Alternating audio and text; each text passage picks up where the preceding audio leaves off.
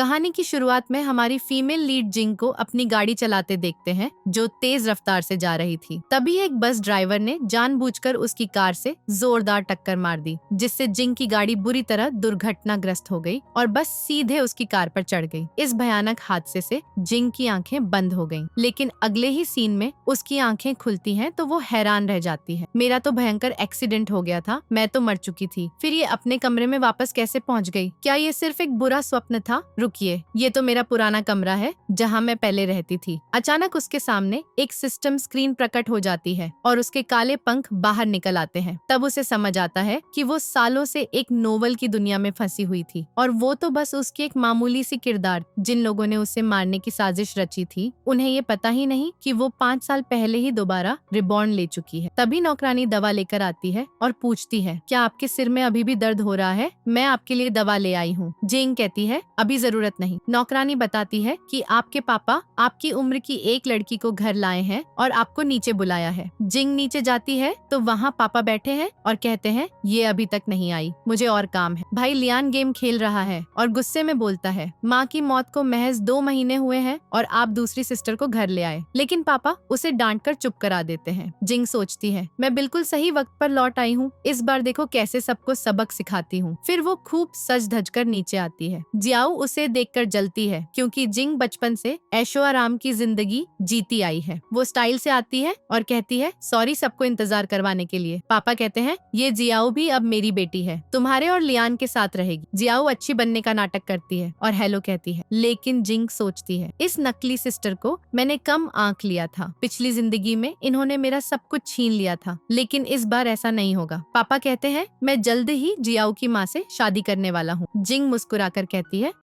तो पापा मैं और लियान आपको आशीर्वाद देते हैं। पापा बटलर को जियाओ का कमरा तैयार करने को कहकर चले जाते हैं। बटलर जिंग से पूछता है, जियाओ का कमरा कहाँ बनवाएं? जियाओ बोलती है, मैं सिस्टर के साथ रहना चाहती हूँ ताकि बातें कर सके। जिंग तंज कसती है, तुम तो नेक लड़की हो, लेकिन मेरे पास इतना फुर्सत नहीं कि तेरे साथ सिस्टर सिस्टर का खेल खेलूं, और ये नौटंकी मेरे सामने मत कर। अंगूर मुंह में डालकर थूक देती है और चल देती है। कितनी घिनौनी है ये। फिर वो अपने दादाजी से मिलने चली जाती है, जहाँ परिवार के बाकी चाचा फूफा बैठे हैं और बातें कर रहे हैं। सुना है तुम्हारे पापा ने तुम्हारी स्टेप सिस्टर को घर ले आए। जिंग तुरंत तल्ख लहजे में बोलती है, अंकल हमारे घरेलू मामलों में आपको टांग अड़ाने की कोई जरूरत नहीं, क्योंकि मैं दादाजी से अहम चर्चा करने आई हूँ। दादाजी, आपका वो जो प्रस्ताव था वो मुझे स्वीकार है। दरअसल पिछली जिंदगी में इंजी फैमिली के सारे चाचाओं ने मिलकर उसके बेकार पापा से सारा धंधा छीन लिया था, और अगर जिंग ने अभी कोई कदम न उठाया तो चाचा जी फिर उसे तबाह कर देंगे। दादाजी मुस्कुराते हुए कहते हैं, मुझे गोंग फैमिली के युवा मालिक से कोई शिकायत नहीं, वो तो कमाल के हैं। इधर मिस्टर ग्वान को इस फैमिली की दोनों बेटियों की तस्वीरें दिखाई जाती हैं। मिस्टर ग्वान बोलता है, ये कथित बेटी तो युवा लेडी कहलाने लायक भी नहीं, और जिंग की फोटो को फेंक कर सिर्फ उसकी ही तस्वीरें निहारने लगता है। दादाजी खुश हो जाते हैं, यही तो मेरी पोती वाली बात है। सुना है गोंग फैमिली का युवा मालिक पढ़ाई पूरी करने देश लौट आया है, तो इस मौके का लाभ उठाओ और सोलन कॉलेज में ट्रांसफर ले लो। जिंग कहती है, हाँ मैं भी अपने गर्ल्स कॉलेज से तंग आ चुकी हूँ। दादाजी प्रसन्न होते हैं कि वो मान गई, लेकिन जाते ही जिंग सोचती है, मैं इस रिबर्थ का पूरा फायदा उठाऊंगी और जो कुछ मेरा है सब वापस लेकर रहूंगी। अगले सीन में उसका भाई लियान उसे सोलन कॉलेज ले जाता है और बताता है, हमारे कॉलेज में कुलीन परिवारों के युवा राजकुमार राजकुमारियां पढ़ने आते हैं, यानी हर कोई धनवान है, कोई राजनेता का बेटा, कोई सितारे का, तो कोई बॉस या सीईओ का। हर साल सिर्फ 5% खास छात्रों का चयन होता है। जिंग सोचती है, इस नोवेल की असली फीमेल लीड का भी सोलन कॉलेज में स्पेशल चयन हो चुका है। लियान आगे कहता है, यहाँ बहुत जातिवाद है, ऊपरी और नीचे वाली क्लास में फर्क, सबसे ऊपर सबसे अमीर आते हैं। जिंग पूछती है, बताओ तुम कौन सी क्लास में हो?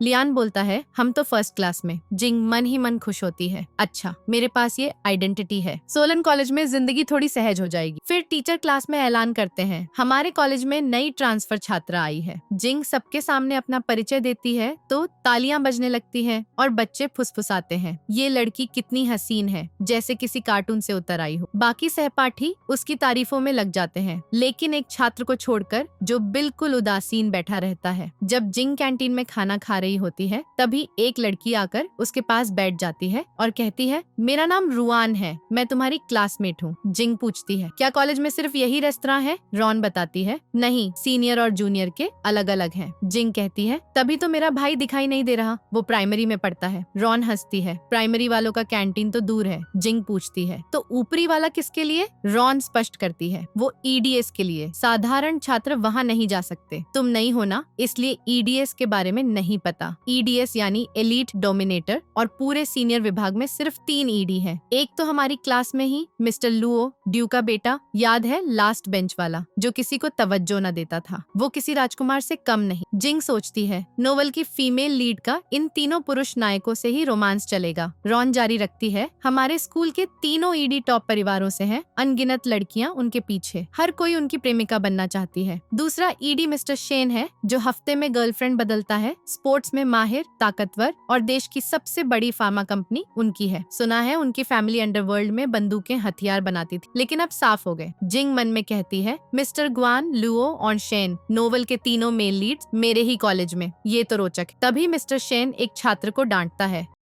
किसने तुम्हें यहाँ आने दिया? छात्र बोलता है, गलती से। शेन गुस्से में, मुझे मूर्ख समझा है? छात्र कहता है, किसी ने बुलाया था। शेन धमकाता है, तुम्हारी वजह से मेरा खाना खराब, अब मेरे जूते चाटकर साफ करो वरना स्कूल से निकाल दूंगा, तुम्हारा परिवार शहर में नहीं टिकेगा, एक फोन पर बर्बाद। छात्र डर जाता है, शेन ऊपर चला जाता है, उसके दोस्त भी। रॉन कहती है, मामला यही नहीं रुकेगा, शेन खुद नहीं करेगा, उसके चमचे स्पेशल सिलेक्शन वाले करेंगे। तभी एक लड़की टिफिन समेटने आती है। जिंग सोचती है, क्या यही नोवेल की फीमेल लीड है? रॉन से बातों में रॉन कहती है, मुझे हॉर्स राइडिंग बकवास लगती है, स्पेशल छात्र महंगे खेल नहीं करते। जिंग याद करती है, लेकिन नोवेल के पहले एपिसोड में हीरो हीरोइन की घुड़सवारी रेस होगी। रॉन बोलती है, स्पेशल वाले एक्स्ट्रा क्लास जैसे गोल्फ नहीं लेते। जिंग पूछती है, तो वो क्या करते हैं? रॉन जवाब देती है, बस सामान्य फिजिकल एजुकेशन की क्लास। फ्रेंड्स, वो बस बास्केटबॉल, वॉलीबॉल या टेनिस जैसे खेलों में व्यस्त रहते हैं। इधर मिस्टर शेन टेनिस कोर्ट पर अपने प्रतिद्वंद्वी को ताना मारता है, तुमसे तो खेला ही नहीं जा रहा। वो लड़का बोलता है, क्या करूं, तुम्हारी सर्व इतनी तेज है। शेन हंसता है, ठीक है, अब हिलना मत, यहीं खड़े रहो। लड़का डर से कांपने लगता है। जिंग और रॉन वहीं पास बैठी थी। जिंग सोचती है, अभी एक धमाकेदार सीन होने वाला है, क्योंकि मिस्टर शेन पहले से मौजूद है, बस नोवेल की फीमेल लीड आनी बाकी है। तभी शीलन आकर उस लड़के के सामने खड़ी हो जाती है। चारों तरफ से फुसफुसाहट शुरू। ये कौन है? दूसरी लड़की कहती है, हमारी क्लास की स्पेशल स्टूडेंट है। मिस्टर शेन को उकसा दिया, लगता है जिंदगी से तंग आ गई। जिंग मन में सोचती है, क्या स्टोरी वाकई नोवेल के मुताबिक चलेगी? शेन शीलन से कहता है, अब क्या, तुम इसे बचाओगी? ठीक है फिर, और बॉल उसकी तरफ जोर से फेंकने को होता है। रॉन घबरा जाती है, क्या सच में मार डालेगा? जिंग भरोसे से कहती है, बिल्कुल नहीं, शेन की कोई फैन गर्ल आ जाएगी। ठीक वैसा ही होता है। एक लड़की दौड़कर आती है, मिस्टर शेन, क्या मैं आपकी जगह खेल लूं? शेन रैकेट थमाकर चला जाता है। अब फैन गर्ल और शीलन के बीच मुकाबला शुरू। फैन गर्ल तंज कसती है, तुम्हारे हालात से साफ है, टेनिस कभी खेला ही नहीं, मैंने तुम्हारे बैकग्राउंड की जांच कर ली, तुम्हारे माता पिता घुड़सवार फार्म के इंचार्ज हैं, तो घुड़सवारी तो आती होगी, चलो देखें घुड़सवारी में कौन जीतता है। शीलन बोलती है, लेकिन मेरे पास घोड़ा ही नहीं। फैन गर्ल कहती है, मैं उधार दे दूंगी। रॉन हंसती है, एरी तो चालाक निकली, टेनिस से घुड़सवारी पर ले गई, क्योंकि खुद कमाल की रेसर है। जिंग पूछती है, तो लगता है एरी जीतेगी? रॉन कहती है, हाँ, या शीलन। जिंग दावे से, शीलन ही जीतेगी। इधर एरी शीलन को घुड़सवारी के लिए ले आती है, खुद घोड़े पर सवार, लेकिन शीलन के पास सही कपड़े नहीं। तभी जिंग पहुँचती है, मेरे कपड़े पहन लो, हमारा साइज एक जैसा है। एरी पूछती है, तुम कौन? पहली बार देखा। रॉन बताती है, ये हमारी नई ट्रांसफर स्टूडेंट है। शीलन कपड़े बदल कर आ जाती है। सारे छात्र घूरने लगते हैं। मिस्टर शेन का दोस्त बोलता है, पहली बार किसी स्पेशल स्टूडेंट को घुड़सवारी में इतना प्रोफेशनल देखा, कहीं एरी हार न जाए तो इंसल्ट हो जाएगी। एरी तो तुम्हारी बड़ी भक्त है, तुम आओ तो सबसे पहले पहुंच जाती है, लेकिन तुम्हें लड़कियों के नाम तक याद नहीं। फिर एरी और शीलन की घुड़सवारी रेस शुरू होती है। दोस्त हैरान, स्पेशल स्टूडेंट सच में जीत गई। मिस्टर शेन पूछता है, फिर क्या हुआ? दोस्त बोयन कहता है, जस्टिस मिनिस्ट्री का हेड हूँ, तुम्हारी एप्लीकेशन में एक सवाल बाकी, जस्टिस डिपार्टमेंट क्यों ज्वाइन करना चाहती हो? हो? शीलिन कहती है स्टूडेंट यूनियन में पॉइंट्स के लिए। बोयन हंसता है, तुम पहली लड़की हो जो शेन की फैन बनकर नहीं आ रही, बाकी तो यही करती हैं। तभी एक लड़की चिल्लाती है, mister Shane I hate you. शीलिन कहती है, मेरा इससे क्या लेना? वहाँ मिस्टर शेन एंट्री रोक रहा था। बोयन उसे फटकारता है, लड़कियों से अच्छा बर्ताव करना सीखो, ये इंटरव्यू के लिए आई है, तुम्हारे लिए नहीं। जिंग वहाँ से उठने लगती है तो शेन बोलता है, मैंने जाने को कहा था, नोटिस किया तुमने ही स्पेशल स्टूडेंट को ड्रेस दी। जिंग तल्ख, तो क्या? शेन कहता है, स्पेशल स्टूडेंट से मेरी फाइट में मदद और जस्टिस डिपार्टमेंट ज्वाइन करने का इरादा, मतलब मुझसे क्लोज होने की कोशिश। जिंग सोचती है ये खुद को बहुत समझता है, इग्नोर करके चली जाती, लेकिन शेन तीर उठाकर उसकी तरफ निशाना साधता है। तीर उसके बिल्कुल पास से निकलकर दीवार में धंस जाता है। जिंग गुस्से में उसका कॉलर पकड़ लेती है, लगता है मेरी परवाह पाने को ये नौटंकी कर रहे हो। फॉर्म फाड़कर उसके ऊपर फेंक चल देती है। बोयन कहता है, मिस्टर शेन ये लड़की भी तुमसे भिड़ गई? शेन मुस्कुराता है, ये स्पेशल स्टूडेंट से भी ज्यादा दिलचस्प लगी। अगले सीन में जिंग और भाई लियान बातें कर रहे। लियान कहता है, डैड सच में जियाओ की माँ से शादी करेंगे? जिंग बोलती है, मैं क्या कहूँ, मेरी तो डोंग फैमिली में शादी तय है। लियान तारीफ करता है, मेरी सिस्टर इतनी खूबसूरत, कौन रिजेक्ट करेगा? तभी शीलिन का मैसेज, ड्रेस उधार देने का शुक्रिया, कल धोकर लौटा दूंगी। जिंग रिप्लाई, रहने दो, नई ले ली, तुम रख लो। सोचती है पहले नोवेल की फीमेल लीड को दोस्त बनाना है। फ्रेंड्स, अगले सीन में जिंग छाता लेकर बाहर निकलती है और देखती है मिस्टर लुओ द्वार पर खड़ा है। वो उसके ऊपर छाता तान देती है। बाहर जोरदार बारिश हो रही है, मेरा छाता बड़ा है, मेरे साथ चलोगे? लुओ ठंडे लहजे में कहता है, जरूरत नहीं, और पूरी शालीनता से बारिश में चल देता है, मानो पानी का उसे जरा भी असर न हो। तभी शीलिन का मैसेज आता है, कुछ लड़कियां मुझे तंग कर रही हैं, प्लीज मदद के लिए आ जाओ। जिंग सोचती है, फीमेल लीड को बचाना तो मैन लीड का काम है, लगता है मैं ही मैन लीड बन रही हूँ। इधर वॉशरूम में कुछ लड़कियां शीलिन को धमका रही थीं, उसके ऊपर पानी उछालकर मारती हैं। तेरी हिम्मत कैसे हुई मिस्टर शेन का विरोध करने की? तभी ऊपर से कोई पानी की बाल्टी उछालकर सब पर गिरा देता है। ये जिंग थी, मास्क पहनकर आई हुई। एक लड़की गुस्से में उस पर झपटती है तो जिंग अपनी मार्शल आर्ट स्किल्स से उसे हवा में उठाकर जोर से पटक देती है। बाकी लड़कियां दहशत में भाग खड़ी होती हैं। मास्क उतारते ही शीलिन धन्यवाद देती है, तुमने फिर बचा लिया। जिंग कहती है, दूसरी बार बचाया, ये बात किसी और को न पता चले। जैसे ही जाने लगी, गेट पर मिस्टर लुओ खड़ा मिला। जिंग पूछती है, तुम यहाँ क्या कर रहे? वो बोलता है, ऊपर पेंटिंग कर रहा था, शोर सुनकर देखने आया। तुम्हारी दोस्त भीग रही है, ठंड लग जाएगी, ऊपर आराम कर लो। जिंग सोचती है, नोवेल के मुताबिक मिस्टर लुओ की फीमेल लीड से पहली भेंट डाइनिंग रूम में थी, ये तो वॉशरूम में कैसे? कुछ सही नहीं लग रहा। शीलिन उसे रोकती है, मेरी वजह से पहले ही इतनी परेशानी हो गई और नहीं बढ़ाना। लेकिन जिंग कहती है, चलो तुम दया दिखा रहे हो तो चलते हैं। दरअसल वो जानबूझकर फीमेल लीड को नोवेल के नायकों के करीब लाना चाहती थी ताकि अपनी खुशहाल अंत वाली कहानी रच सके। शीलिन सो जाती है। जिंग कहती है, इस बार सच में डिस्टर्ब कर दिया। मिस्टर लुओ बोलता है, अच्छा है, बात करने वाला मिला। जिंग कहती है, लगता था ये रूम स्टोरेज जैसा है, सोचा नहीं था इतने इंतजाम होंगे। लुओ बताता है, ड्राइंग शौक है, इसलिए दूसरों से दूर रहने को स्कूल वालों से रिनोवेट करवाया, अपना निजी आर्ट रूम बना लिया। जिंग पूछती है, मेडिस का अपना आर्ट रूम? वो हंसता है, वैसा भी नहीं, भूख लगी? जिंग मना करती है, लेकिन पेट से आवाज आ जाती है। वो हंसकर केक लाकर देता है। जिंग तारीफ करती है, ये स्वादिष्ट केक तुमने बनाया? पूछता है, तुम्हें बनाना आता है?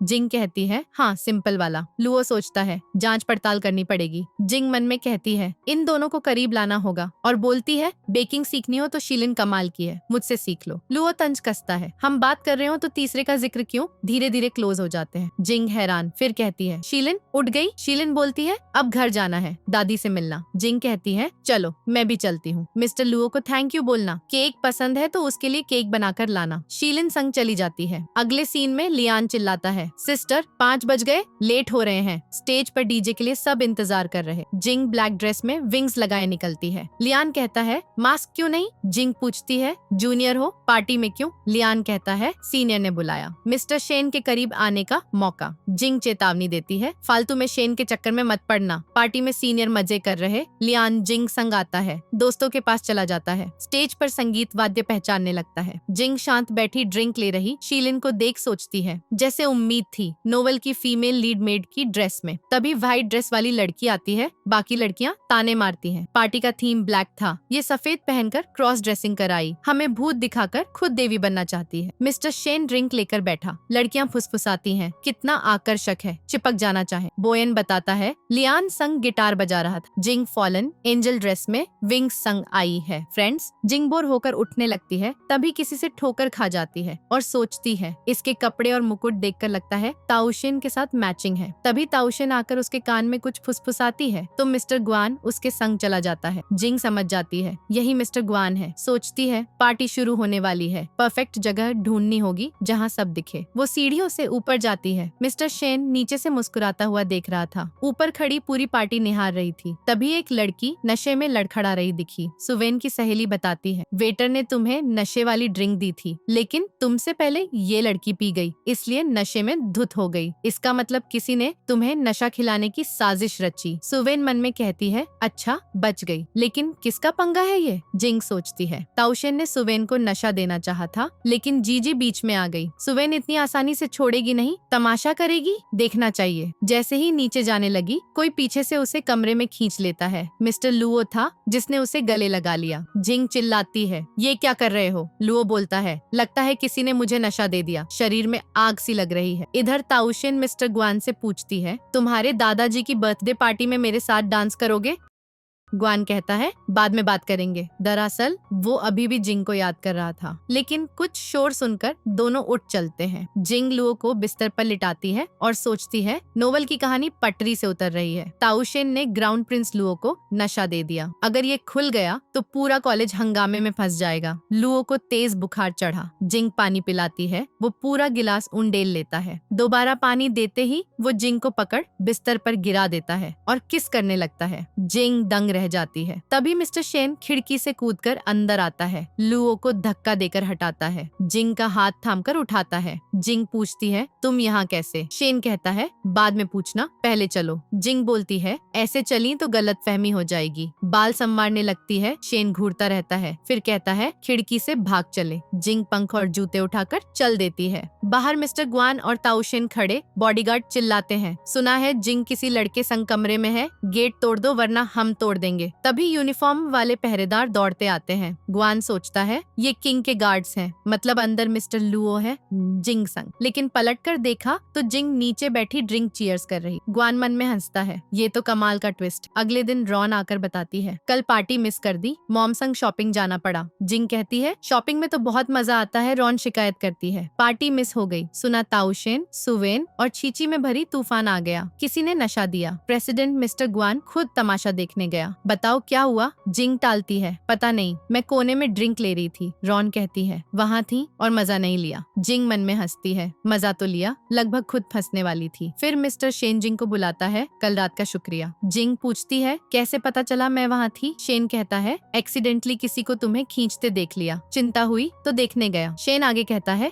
जब मैंने देखा गेट खुलने लगा था, ऊंची खिड़की पर चढ़ आया। जिंग पूछती है लुओ कैसा है? शेन हॉस्पिटल में। नशा किसने दिया? पता नहीं, पहले बताओ कंधे का वो निशान बुलेट का है? जिंग हाँ कहती है बचपन में किडनैपर्स ने उठा लिया था। शेन पूछता है 15 साल पहले परित्यक्त फैक्ट्री में मैं भी था, सफेद शर्ट में रो रहा था, तुमने सांत्वना दी, गोली चलने लगी तो बचाया, पुलिस आ गई, भागे, मतलब तुम वही लड़की हो। जिंग मना करती है नहीं वो मैं नहीं। जाते हुए सोचती है वो बच्ची मैं ही थी, अभी उसका ध्यान किसी और पर, इसलिए उसने ठुकरा दिया, मेरा तुमसे कोई मतलब नहीं। वैसे कभी कल्पना भी नहीं की थी कि ये डेंजरस प्लेबॉय कभी चिल्लाएगा भी। हंसते हुए वो चली गई। फिर वो सीधे मिस्टर ग्वान के ऑफिस पहुंची और बोली क्या आप बता सकते हैं कि मैं आपकी तरह एक एलीट एडी कैसे बनूं? मिस्टर ग्वान ने जवाब दिया तुम पहले से काफी स्मार्ट हो, एडी स्टूडेंट बनने के लिए अप्लाई करने की जरूरत नहीं, अगर तुम योग्य हुई तो खुद ब खुद इनविटेशन आ जाएगा। वो और करीब आकर पूछी तो क्या आप मुझे इनवाइट करेंगे? मिस्टर ग्वान बोला हालांकि एडीज को मैं ही चुनता हूँ, लेकिन एडी बनने से पहले कॉलेज बोर्ड की मंजूरी जरूरी होती है। उसने कहा कुछ दिनों बाद तो आपके ग्रैंडपा की बर्थडे पार्टी है ना, क्या आप मुझे अपना डांस पार्टनर बनने के लिए चुनेंगे? मिस्टर ग्वान ने पूछा। मैं तुम्हें क्यों चुनूं? वो बोली। आपने मुझे सीधे मना तो नहीं किया। वैसे भी फैमिली बैकग्राउंड हो या लुक का मामला, मैं आपके लिए परफेक्ट चॉइस हूँ। टेम्पररी तौर पर मैं आपकी शील्ड भी बन सकती हूँ। प्रोजेक्ट पूरा होते ही ये शादी कैंसिल कर देंगे। मिस्टर ग्वान ने कहा। तो मतलब तुमने सिर्फ फायदे के लिए मुझसे एंगेजमेंट किया? वो बोली। और नहीं तो क्या। फिर उठकर जाने लगी। मिस्टर ग्वान ने रोकते हुए कहा, पार्टी में व्हाइट ड्रेस पहनकर आना। और कॉन्टैक्ट नंबर की बात? पूरे स्कूल को मेरा नंबर पता है, लेकिन किसी में हिम्मत नहीं होती कॉल करने की। वो मुस्कुराई। ठीक है, मैं जरूर कॉल करूंगी। फिर रुआन ने उसे बताया, मुझे पता चला है कि नशा ताउशेन ने नहीं दिया था। जिंग बोली। मुझे पहले से पता था। वहाँ 3 नशे वाले ग्लास थे, एक सुवेन के लिए, दूसरा मिस्टर लुओ तक पहुँच गया और तीसरा मेरा था। रूहान हैरान हो गई। तुम्हें ये सब कैसे पता?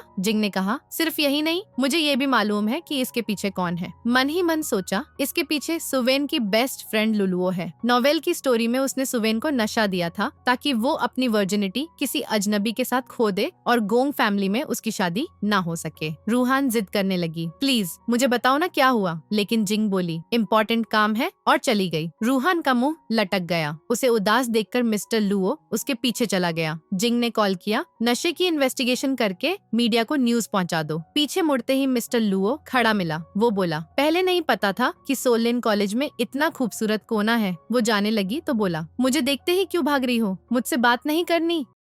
वो पूछी, क्या बात है? मिस्टर लुओ ने कहा, मुझे पता है लुलुओ ने नशा दिया था। जिंग बोली, जब हमें दोनों को पता है तो उसे अरेस्ट करा दो ना, तुम तो क्राउन प्रिंस हो। वो बोला, मैं तो उसे जेल भेजना चाहता हूँ, लेकिन नशा देने के बाद जो प्रोसेस हुई वो मुझे काफी पसंद आई। जिंग हैरान, कौन सी प्रोसेस? वो करीब आया और बोला, उन्हें 2 बार ट्राई करे। इतने में ताउशेन आ गई। तुम क्या कर रहे हो? सिस्टर, तुम्हारी तो गोंग फैमिली में शादी होने वाली है ना? जिंग सोचने लगी, इसकी एक्टिंग प्रोफेशनल एक्टर्स से भी बेहतर है। पहले मिस्टर ग्वान के पीछे पड़ी थी, अब मिस्टर लुओ पर निशाना साध रही है। जैसी माँ वैसी बेट। बोली, तुम अपनी चिंता करो कि तुम्हारी मॉम की हमारी गोंग फैमिली में शादी होगी या नहीं, और चली गई। ताउशेन सोचने लगी, इसने जानबूझकर मिस्टर लुओ के सामने मेरी बेइज्जती की ताकि वो मुझे नीचा समझे। मुंह बना रही थी तो मिस्टर लुओ बोला, मुझे तुम्हारा रोना धोना देखने में इंटरेस्ट नहीं, और चला गया। फिर न्यूज में लुलुओ का राज खुल गया। उसने सुवेन की वजह से ये सब किया था। रोमन हैरान, मतलब वो दोनों लेस्बियन है? बाकी गर्ल्स ने उन दोनों को बता दिया। लुलुओ वहीं गिर पड़ी। सुवेन ने जिंग को बुलाया, ये सब तुमने करवाया ना? उल्टा सीधा बोलने लगी, तुम्हारी मॉम इस दुनिया में नहीं रही, तुम्हारे डैड दूसरी शादी करने वाले हैं। जिंग ने उसे लात मारी, मुंह घुमाया और थप्पड़ों से चेहरा लाल कर दिया। सुवेन ने पॉकेट से छुपाया ऑर्डर निकाला और बोली, यहाँ कोई सिस्टर भी नहीं लग रही? अगर मैं तुम्हें मार डालूं तो किसी को पता भी ना चले। जिंग बोली, तुम्हें हमारी फैमिली छोड़ेगी नहीं। सुवेन बोली, तुमने अपनी रेपुटेशन खराब कर ली, अब गोंग फैमिली में तुम्हारी शादी नहीं हो पाएगी। सुवेन ने कहा, और क्या तुम गोंग फैमिली में शादी करोगी? जिंग बोली, हाँ, क्योंकि मिस्टर ग्वान ने मुझे डांस पार्टनर चुना है। सुवेन चौंकी, ये कैसे पॉसिबल? वो तुम्हें पसंद भी नहीं करता। जिंग ने उसका गला दबोच लिया। गिराने वाली थी तभी सुवेन ने ताउशेन और लुलुओ की रिकॉर्डिंग दे दी। जिंग क्लासरूम में बैठी पढ़ाई कर रही थी। तभी मिस्टर लुओ ने एक कागज का गोला उसकी ओर उछाल दिया। जिंग ने उसे उठाया, कुछ लिखा और वापस फेंक दिया। दोनों क्लास में चुपके चुपके नोट्स पास करके बातें करने लगे। बाहर निकलते ही शीलिंग खड़ी दिखी। शीलिंग बोली, हमें एक्स्ट्रा एग बनाने का होमवर्क मिला है ना, मैं अपने गांव जा रही हूँ एग्स लेने, बस का इंतजार कर रही हूँ। जिंग ने कहा, चलो मैं तुम्हें वहाँ ड्रॉप कर दूंगी। शीलिंग बस की ओर जा रही थी तभी मिस्टर शेन ने रोक लिया। हम इतनी बार मिल चुके हैं तो फ्रेंड्स तो बने ना? शीलिंग बोली, हाँ, क्या हुआ?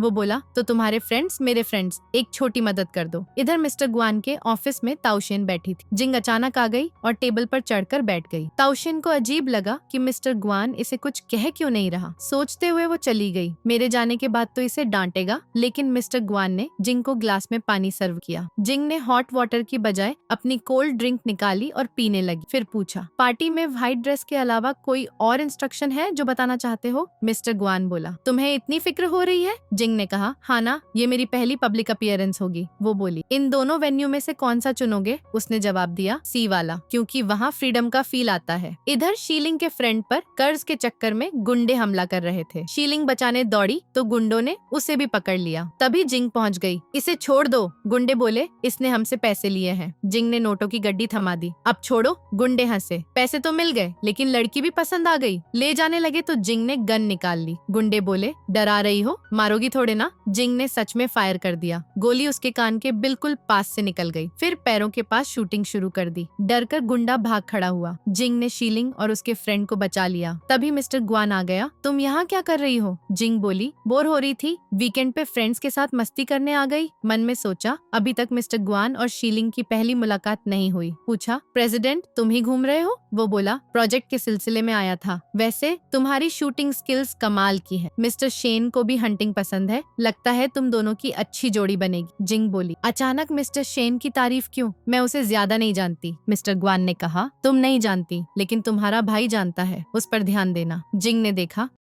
उसके भाई ने मिस्टर शेन के साथ डीपी लगा रखी है। बोली, चिंता मत करो, मैं मिस्टर शेन के पास नहीं जाऊंगी। मिस्टर ग्वान बोला, गन से सावधान रहना, लड़कियों के लिए अच्छा नहीं। जिंग हंसी, तुम्हें मेरी इतनी चिंता? वो पीछे हट गया। तभी शीलिंग आकर थैंक यू बोलने लगी। मैंने तुम्हारे लिए केक बनाया, खाओगे? मिस्टर ग्वान बोला, मैं भी तुम्हारे साथ चलता हूँ। दोनों उसके साथ चले गए। जिंग हैरान रह गई। फिर वो शीलिंग के घर पहुँचे। शीलिंग ने स्वीट सर्व किए। मिस्टर ग्वान, जो साफ सफाई का आदी था और कुछ भी खाता नहीं, खाने लगा। जिंग दंग, ये तो टेस्टी है सच में। पूछा, तेरा फ्रेंड? शीलिंग बोली, माँ तो है नहीं, डैड पर कर्ज था, लोग पीछे पड़े थे, घर में चोरी भी हो गई, पैसे कहाँ से लौट आएगा? मिस्टर ग्वान बोला, स्टूडेंट यूनियन में अप्लाई करो, कॉलेज से लोन मिलेगा, टेम्पररी इंतजाम हो जाएगा। शीलिंग ने अपने बनाए एक्स्ट्रा एग्स दिखाए। इधर मिस्टर लुओ पानी पी रहा था। जिंग दौड़कर आकर उसके ग्लास से ही पीने लगी। मिस्टर लुओ बोला, तुम्हारी तो मिस्टर ग्वान से शादी तय है, फिर मुझसे मिलने आ रही हो, लगता है हमारा अफेयर चल रहा है। जिंग बोली, बकवास बंद करो। शीलिंग ने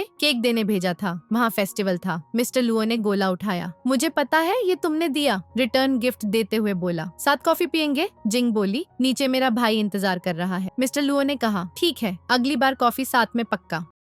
वो ओके कहकर चली गई। बॉक्स लेकर नीचे पहुंची तो भाई लियान बोला, इतनी देर कहाँ लग गई? बॉक्स खोलकर देखूं, अंदर ब्लैक एस्टर एग था। लियान बोला, पहली बार ऐसा ब्लैक एग देखा। अंदर क्या है? छोटी डिब्बी में चमकदार रिंग थी। लियान हैरान, वाह, ये तो रियल लग रही है, फेक नहीं। जिंग मन में सोची, ये प्रिंस बेवकूफ है क्या, इतनी महंगी चीज एग में गिफ्ट कर दी। लियान बोला, ये तो लव का सिंबल है। जिंग बोली, अभी रख दो वापस। लियान ने कहा, कहीं मिस्टर लुओ तुम्हें पसंद तो नहीं करता? जिंग बोली, मुझे कैसे पता? वो बोला, तो इतना महंगा गिफ्ट क्यों देगा? जिंग हंसी, वो पागल ही होगा। लियान बोला, सच में पागल है सिस्टर। वैसे ग्रैंडपा ने तो गोंग फैमिली के मिस्टर गुआन से शादी फिक्स की है। दोनों तरफ का खेल मत खेलो, हाथ खाली रह जाएगा। जिंग ने मारते हुए कहा, बकवास बंद करो, कल तेरी सीनियर डिपार्टमेंट में प्रमोशन है, मिस्टर लुओ से दूर रहना। लियान ओके बोला। जिंग ने उसके बालों में हाथ फेरा तो बोला, बाल खराब मत करो, अभी सेट करवाए हैं। नेक्स्ट सीन में शीलिंग आ रही थी। जिंग सोचने लगी, नॉवेल के मुताबिक ये कमाल की सिंगर है। उसका भाई उसे वहाँ ले गया। पता चला सारी प्रॉपर्टी मिस्टर शेन की है, मतलब मिस्टर शेन और शीलिंग के बीच प्रोग्रेस हो रही। मिस्टर शेन गिफ्ट्स लेकर आया। शीलिंग बोली, सॉरी, प्रिपेयर करना भूल गई। जिंग ने शीलिंग के बारे में पूछा तो बोला, पार्ट टाइम जॉब चाहिए था, थोड़ी मदद की। तभी शीलिंग को कॉल आता है, ग्रैंडमा की तबीयत खराब, वो हॉस्पिटल दौड़ी। मिस्टर शेन जिंग को भी खींच ले गया। शीलिंग बोली, रात हो गई, तुम लोग जाओ, मोयन मेरे साथ रुकेगा। जिंग सोची, मोयन के डैड तो हेल्प करते हैं, पैसे लेकर कैसे भागेंगे, कुछ गड़बड़ है। मिस्टर शेन बोला, जो एक्सट्रैक्ट दिया था खोलना। शीलिंग की रेसिपी से स्नैक्स बनाए। जिंग बोली, शीलिंग ने मुझे भी दी थी। शेन बोला, घर चलो, स्टडी साथ करेंगे। वो टाल रही थी। बोला, तेरा भाई लियान और बोयन भी होंगे, मजा आएगा। तभी मिस्टर ग्वान आया। तुम यहाँ? बोला, ग्रैंडपा की तबीयत खराब थी, हॉस्पिटल लाया। लगता है मिस्टर शेन को तुम्हारे साथ केक खाना है। मिस्टर शेन बोला, तुम्हें क्या? मिस्टर ग्वान ने जिंग को खींच लिया। मुझे फर्क नहीं, लेकिन ये मेरी फियांसे है। शेन हैरान, फियांसे? ग्वान बोला, ग्रैंडपा की पार्टी में मेरी डांस पार्टनर बनेगी, तब देख लेना। शेन ने पूछा, सच? जिंग ने उसका हाथ छुड़ाया। ग्वान का आर्म पकड़ा। हाँ सच। शेन गुस्से में चला गया। जिंग बोली, वो डायलॉग दोबारा बोलो, वीडियो बनाने लगी। शेन बोला, एक बार बोलता हूँ, दोबारा नहीं। फिर ग्वान और जिंग शीलिंग की मदद करके चले। लंच टाइम पर रन बोली, मेरे साथ घूमने चलोगी? खुश हो रही थी। मिस्टर ग्वान आया, ये फ्री नहीं, मैसेज का रिप्लाई क्यों नहीं? जिंग बोली, क्लास में फोन म्यूट था। ग्वान उसे पीछे ले गया। खाना खाते हुए बोला, इन्वेस्टिगेशन बंद करो। जिंग बोली, ठीक, 15% शेयर्स दे दो, शादी प्रमोशन के बाद प्रोजेक्ट भी। अभी शादी होनी है क्या? फिर जिंग मिस्टर लुओ के पास गई। लुओ बोला, आज खुद आई हो। जिंग ने रिंग बॉक्स दिखाया। एग में क्यों छुपाया? मजाक मत करना आगे। लुओ पूछा, रिंग पसंद नहीं आई? ओल्ड फैशन लगी। जिंग बोली, पसंद की बात नहीं, मुझे ये चाहिए ही नहीं। लुओ उदास, फर्स्ट टाइम किसी लड़की को गिफ्ट दिया, इतना रिजेक्ट हो गया। कॉफी पर चलो तो दिल को सुकून मिले। जिंग बोली, किसी और को बुला लो। जाने लगी तो हाथ पकड़ लिया। सॉरी, जल्दी कर दी, मैं बहुत अकेला हूँ, मेरा कोई सच्चा दोस्त भी नहीं है। तुम पहली बार मुझे एक सच्ची दोस्त जैसी लगी हो। मेरे पापा दिन रात काम में व्यस्त रहते हैं और मेरी माँ इस दुनिया में नहीं रही। भले ही वो मुझे कभी प्यार नहीं करती थी, हमेशा डांटती रहती थी, लेकिन फिर भी मैं उन्हें बहुत याद करता हूँ। अगर तुम्हें मुझसे बुरा लगा हो तो प्लीज माफी मांगता हूँ, मुझे अकेला मत छोड़ना। वो सोचने लगती है, इस देश का राजकुमार आखिर बच्चे की तरह क्यों बर्ताव कर रहा है। उसे सच में तरस आता है और कहती है, तुम्हारी माँ और मेरी माँ दोनों ही इस दुनिया से चली गई हैं। चलो ठीक है, इसके लिए मैं तुम्हें कॉफी पिलाती हूँ। वो तुरंत खुश हो जाता है, चेहरा चमक उठता है और दोनों कॉफी पीने के लिए निकल पड़ते हैं। कॉफी शॉप में जिंग पूछती है, जियाओ तुम्हें परेशान तो नहीं कर रही? वो जवाब देता है, अगर और लड़के उसके पीछे पड़ जाएं तो वैसी ही केयर करना, मुझे बहुत अच्छा लगता है। और जियाओ की बात छोड़ो, उसके लिए तो मुझे कुछ महसूस ही नहीं होता। वो हैरान होकर पूछती है, क्यों? वो कहता है, जिसे नफरत करते हैं उसे कैसे पसंद करेंगे।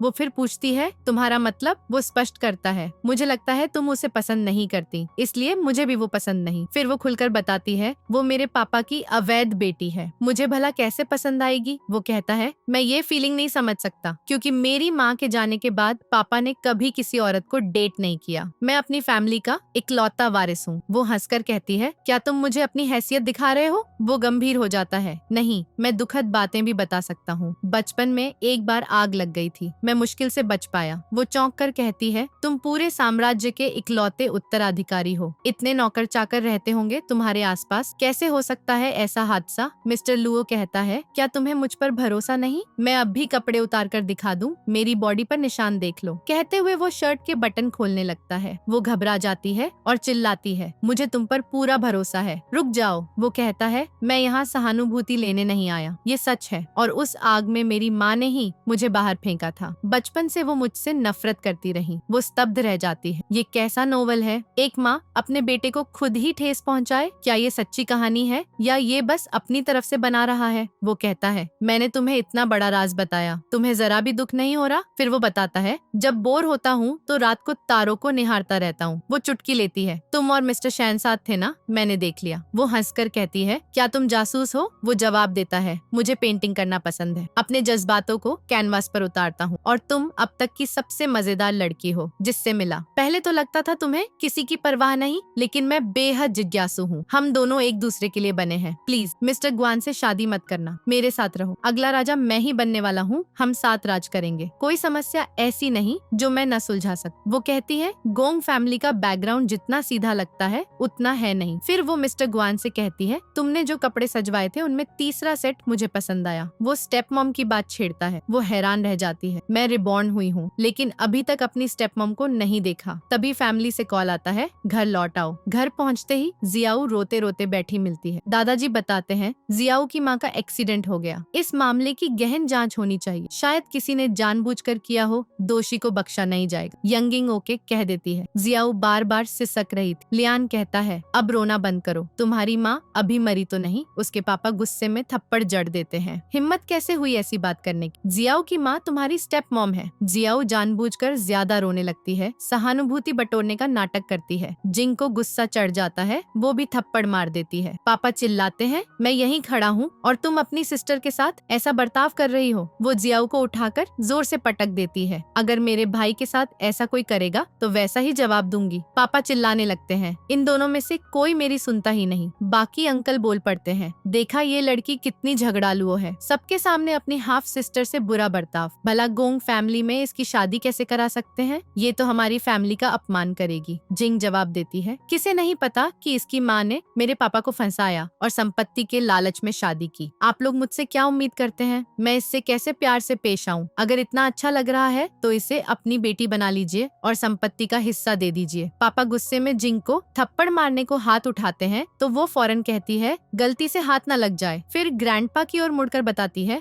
गोंग फैमिली में बर्थडे पार्टी होने वाली है, मिस्टर ग्वान ने मुझे न्योता दिया है। ग्रैंडपा इससे बहुत प्रभावित हो जाते हैं। खुशी से जिंग को कंपनी के 10% शेयर्स देने का ऐलान कर देते हैं। इस पर अंकल और कजिन नाराज हो जाते हैं, चेहरे तमतमा उठते हैं। लेकिन ग्रैंडपा सख्ती से कहते हैं, अब तुम लोग जो चाहो कर लो, मैंने सब त्याग दिया है। उधर अगले सीन में मिस्टर शैन बास्केटबॉल कोर्ट पर जोर शोर से खेल रहा होता है। तभी जिंग आकर कहती है, बोयन ने बताया कि तुम्हें मुझसे कोई जरूरी बात करनी है।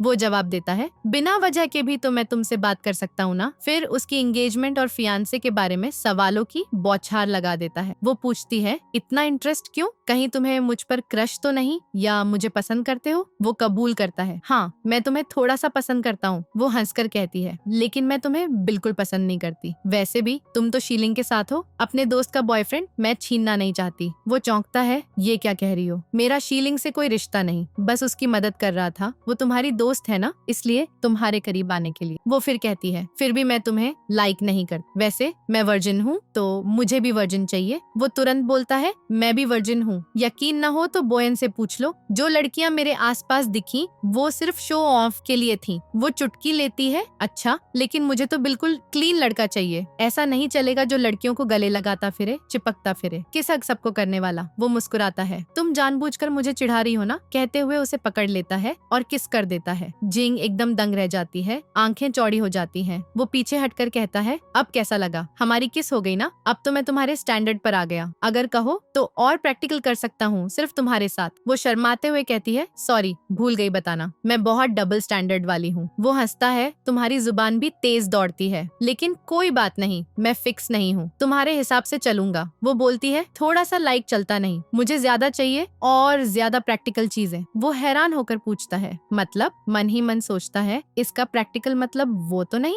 वेल्थ और स्टेटस चाहिए, या लगता है मिस्टर ग्वान से मजबूरी में शादी करनी पड़ रही है फैमिली प्रेशर से। कहता है, मिस्टर ग्वान की बजाय मुझे चुनो, मैं उससे बिल्कुल अलग हूँ। एक बार शेन ग्रुप मेरे कंट्रोल में आ गया तो जो मांगोगी सब दूंगा। वो हाथ हटाते हुए कहती है, लेकिन अभी शेन फैमिली के बॉस तुम नहीं हो। वो सोच में पड़ जाता है, सही कह रही है, अभी पावर नहीं दे सकता क्योंकि मिस्टर ग्वान कंपनी का सीईओ है और मैं अभी बॉस नहीं बना। वो दोहराती है, अब समझे, मैं तुम्हें लाइक नहीं कर सकती क्योंकि जो चाहिए वो तुम नहीं दे सकते। मिस्टर शेन कहता है, लेकिन वो मिस्टर ग्वान भी अभी कुछ नहीं दे सकता, उसके ग्रैंडपा की हालत बहुत नाजुक है। वो खुश होकर कहती है, ये तो बढ़िया, उन्हें वारिस चाहिए होगा। अगर मैं मिस्टर ग्वान की बेबी पैदा कर दूं तो मैं ही विनर बन जाऊंगी। वो चौंकता है, ये क्या बकवास है, ऐसा कभी नहीं होगा। वैसे मिस्टर ग्वान का चेहरा देखा है, मुझे तो बिल्कुल पसंद नहीं, तुम्हें भी दूर रहना चाहिए। डांस पार्टी में इनवाइट किया हो लेकिन प्राइवेटली ताऊ जिनसे कनेक्टेड है, पूरा धोखेबाज लगता है, सिर्फ मुझे तुम्हारी फिक्र है। इधर मिस्टर डो जा रहा होता है, तभी जियाओ गिफ्ट थमा देने लगती है। वो मना कर देता है। वो कहती है, जरूर जिंग ने भड़काया होगा। वो बोलता है, उसे बताने की जरूरत नहीं, मुझे खुद में तुम्हारा कोई इंटरेस्ट नहीं। जियाओ कहती है, उसका तो पहले से फियांसे है। वो जवाब देता है, मिस्टर ग्वान उसके लायक नहीं, और चला जाता है। उधर मिस्टर शैन बास्केटबॉल खेलते हुए बार बार जिंग की बातें याद आ रही हैं, खासकर जब उसने मिस्टर ग्वान की बेबी पैदा करने की बात कही। गुस्से से बॉल को जोर जोर से मार रहा होता है। तभी बोयान आकर कहता है, ब्रो क्या हुआ, दिल टूट गया? जिंग अभी टेनिस कोर्ट पर खेल रही है, सुना है मिस्टर ग्वान से शादी तय हो रही, लेकिन हार मत मानो, लगे रहो, मैं तुम्हारे साथ। पहले तो वो इनकार करता है लेकिन फौरन उधर दौड़ पड़ता है। इधर जिंग और रुआन टेनिस कोर्ट पर प्रैक्टिस कर रहे होते हैं क्योंकि उनके पीडी टीचर ने ट्रेनिंग का आदेश दिया था। दोनों खेलते खेलते थक जाते हैं लेकिन फिर भी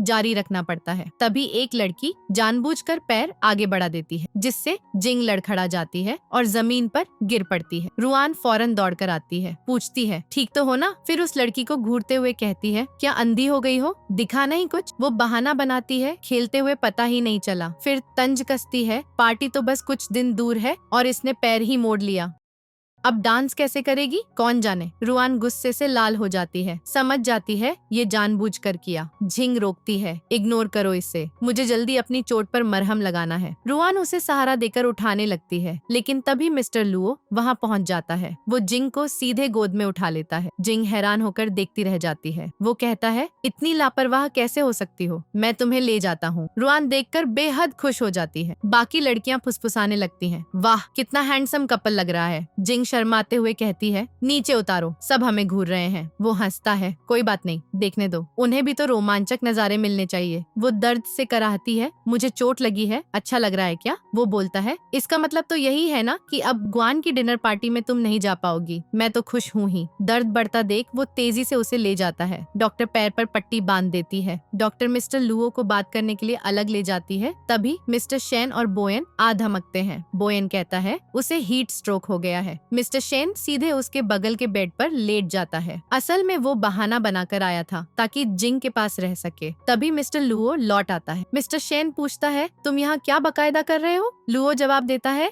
मैंने इसे गोद में उठाकर ही तो लाया है। मिस्टर शेन को जलन हो जाती है। सोचता है गोद में उठाते वक्त इसे छुआ होगा। दोनों बातों बातों में भिड़ने लगते हैं। जिंग आराम करने के लिए लेटी है, लेकिन उनकी आपसी तकरार उसके कानों में गूंज रही है। वो चिल्लाती है, प्लीज शोर बंद करो। पहले सिर्फ पैर दुख रहा था, अब सिर भी फटने लगा। मन ही मन सोचती है, इस नॉवेल वर्ल्ड में तो बस सरवाइव करना था, ये मैं इन तीनों के बीच कैसे फंस गई। मिस्टर लुओ कहता है, मैं परेशान नहीं करूंगा, जरूरत हो तो मैसेज कर देना, कहकर चला जाता है। उसके जाते ही मिस्टर शैन पूछता है, पैर ठीक है ना, हॉस्पिटल चले? वो तीखे लहजे में कहती है, जाना हो तो जाओ, मुझे शेन छोड़ो। वो सोचता है कितनी निर्दयी है ये, पर्दे लगाकर जाने लगता है, लेकिन झांक कर कहता है, मिस्टर लुओ अच्छा इंसान नहीं, दूर रहना। वो बोलती है, पर्दे लगा दो। वो लगाकर चला जाता है, लेकिन पर्दे दोबारा खुलते हैं। वो चिल्लाती है, बार बार क्यों तंग कर रहे हो? सामने मिस्टर ग्वान हैरान होकर कहती है, लगा वो दोनों लौट आए। वो चोट देखता है। वो कहती है, जल्दी ठीक हो जाएगी, चिंता मत करो, पार्टी में डांस परफेक्ट करूंगी। वो बोलता है, ठीक है, पार्टी में एंगेजमेंट का ऐलान डांस के दौरान कर दूंगा। वो आश्वासन देती है, चिंता न करो, मिशन पूरा करूंगी। इधर लियान को जब अपनी सिस्टर की चोट का पता चलता है तो गुस्सा कांप उठता है, क्योंकि धक्का मारने वाली लड़की लुओलुओ की सिस्टर थी। भले सुवेन और लुओलुओ को तुरंत भेज दिया गया, लेकिन लुओलुओ की सिस्टर की हिम्मत कैसे हुई बदला लेने की। लियान कहती है, चिंता मत करो, लुओ फैमिली के साथ कोऑपरेशन कैंसिल कर दिया, अपनी पढ़ाई पर ध्यान दो। इधर जियाओ अपनी माँ को बता रही है, जितना नाटक कर लूं अच्छी बनने का, जिंग और लियान मुझसे इम्प्रेस ही नहीं होते। ऊपर से ग्रैंडपा ने जिंग को शेयर्स थमा दिए। उसकी माँ सोचती है, जैसे जी जिंग की माँ को रास्ते से हटाया, वैसे इसको भी ठिकाने लगा देंगे।